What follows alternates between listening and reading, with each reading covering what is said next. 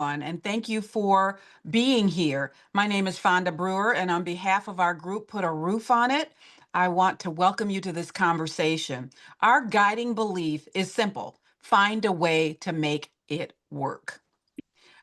We want to have communities address the missing middle. You'll hear about that today. And I'm going to move on to the next slide, Nancy. This is our mission.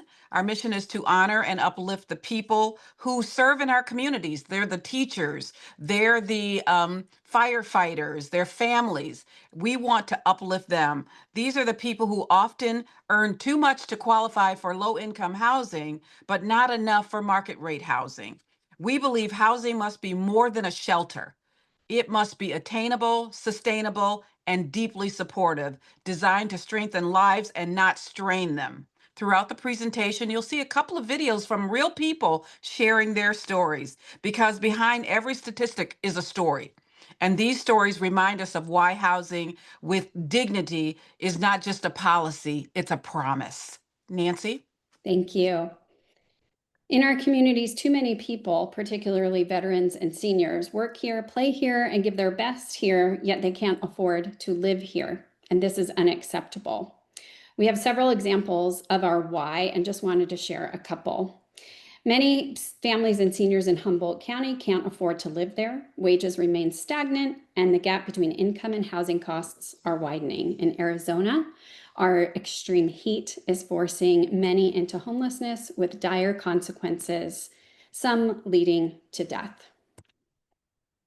We need attainable, sustainable housing, homes that are affordable, energy efficient, and environmentally accountable. This is about fairness, dignity, and stewardship, ensuring those who give so much to our community can live here securely and sustainably for generations. Now is the time to create a bridge between government and the private sector to be innovative, creative, sustainable, and have affordable housing for all. Our project is an umbrella approach that can be used as a starting point across the United States and Europe. Cities and towns can work with this policy in order to begin, but it must be started now. Thanks, Representative Gutierrez, Representative Márquez. Our vision is simple, but powerful. Investing together to house our community. If we expound affordable housing options, then veterans and seniors who have given so much can live with dignity in the communities they've helped build.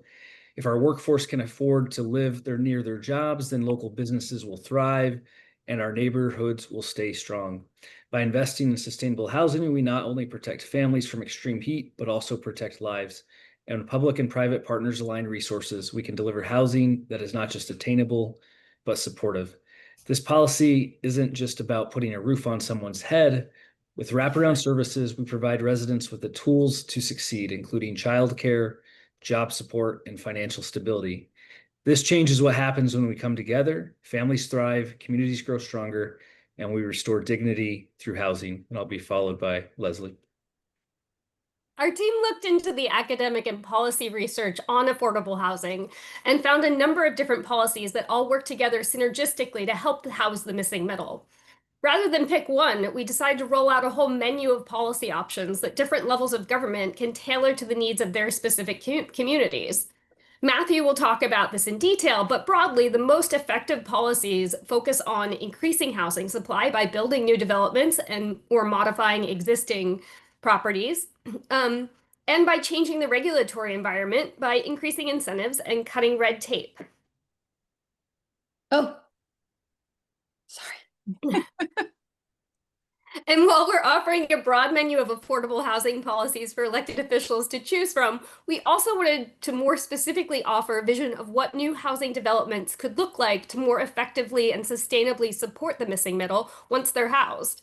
So we're also presenting a menu, sorry, I have COVID. We're also presenting a menu of possible wraparound services that can literally be built into the new developments as they're constructed. Again, elected officials can choose to meet their specific population's needs, whether it's childcare or financial labs that help with investment, small business incubation, or targeted services for the people in their communities.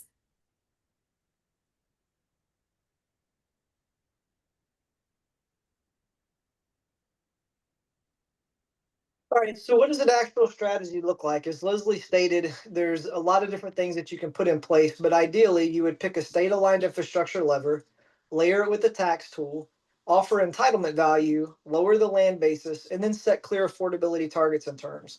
We've outlined 7 broad categories that could fit into that. The first one is tax-based tools. Localities can stabilize project finances by offering tax abatements, pilot agreements, tax increment financing to reduce long-term operating burden on developers. Next slide.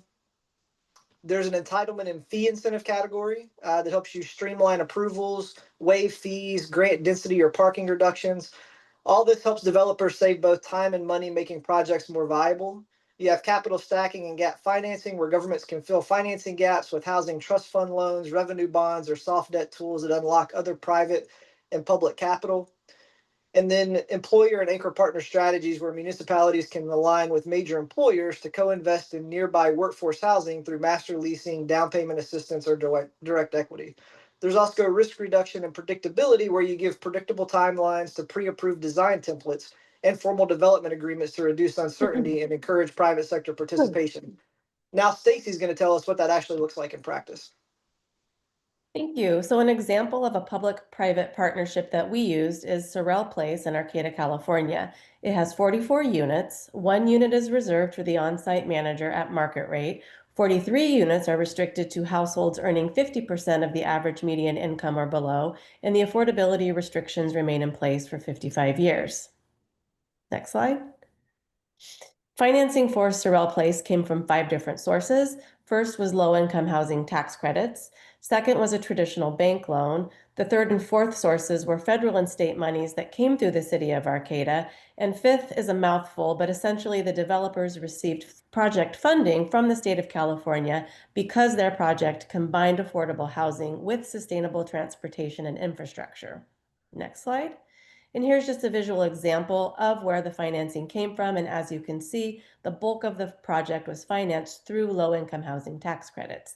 And then we have Raymond. Thank you. As you listen to my distinguished colleagues on what we actually done, my mission here was to make sure that our policy stayed straight and understand that we are in this market for production, and more production of housing, eliminating red tape, and also increasing the housing product. We dedicated, where I'm at, dedicated a court for housing appeals. What's happening in a lot of these areas, the people in the red tape are getting bogged down, and they're not being able to get the money to the developers in time, thus leaving a lot of cash on the table and not producing the product that we need. I specifically took this little part to show the red tape is also a hindrance to any production of housing that needs to be done. Thank you. So since it's hard to create a timeline for a whole menu of policies that will be adopted a la carte in each community, we went deeper into a timeline for a public-private partnership for building a new housing development with wraparound services. This timeline is based loosely on the example that Stacy presented from her developers. And here we have an ambitious 3-year timeline that includes all the legislative steps, the steps that the housing developers will take to actually build the housing, and the wraparound services that will be incorporated into it. We don't have time to go through it all, but there it is. So taking an international perspective, similarly to how it's difficult to decide on the exact timeline, it's also difficult to say how this policy and our mission can be applied elsewhere in the world. However, we believe it's very important, especially in countries such as Ukraine, where there's going to be a high population of veterans living in the future. In order to make sure that our policy can be applied elsewhere, there's a number of questions we must ask on the international scale to make sure that this policy remains purposely value-led. For example, we must appreciate that Ukraine and the US are very different states. There's lots of different cultural and customs dynamics that are very different. We must take them into consideration when looking at our policy that we've demonstrated so far. Speaking directly to elected officials in Ukraine, we also understand that Ukraine does want to rebuild and have their population return. Therefore, our policy about putting a roof on it is so important to make sure that anywhere in the world can have a roof on it. I think that our policy can be greatly appreciated and can grow extremely well in Ukraine because there's such a rich US veteran culture in the US, and applied to Ukraine, everyone can have a roof on it.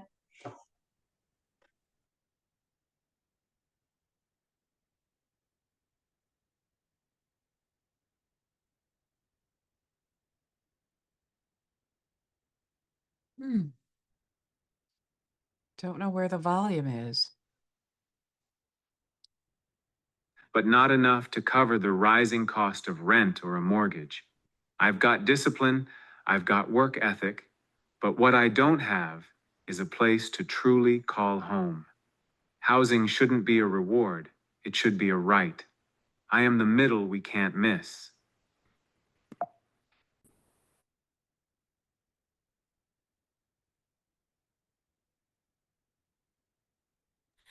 And so as as you all have heard from my colleagues previously, I'm just going to try to do a recap here. Excuse me. We know that housing, affordable housing, is no more than 30% of your household income. Challenges to housing that include discrimination, housing quality, supportive services that are inaccessible to those in the federal government. We have LIHTC, low-income housing tax credits. We also have Section 8 vouchers. We have BASH, Veterans Assisted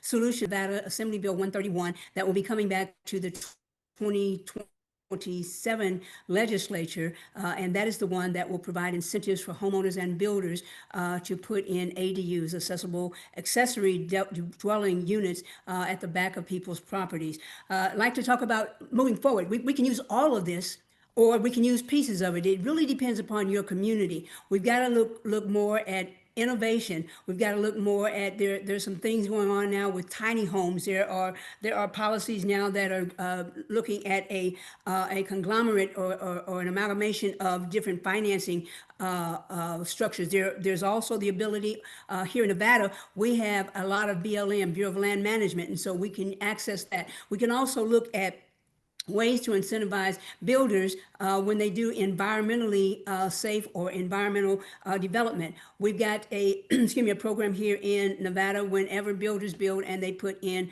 they already plumb the homes for solar, there is a particular tax incentive that they can get. And so this is doable. We just have to make up our minds.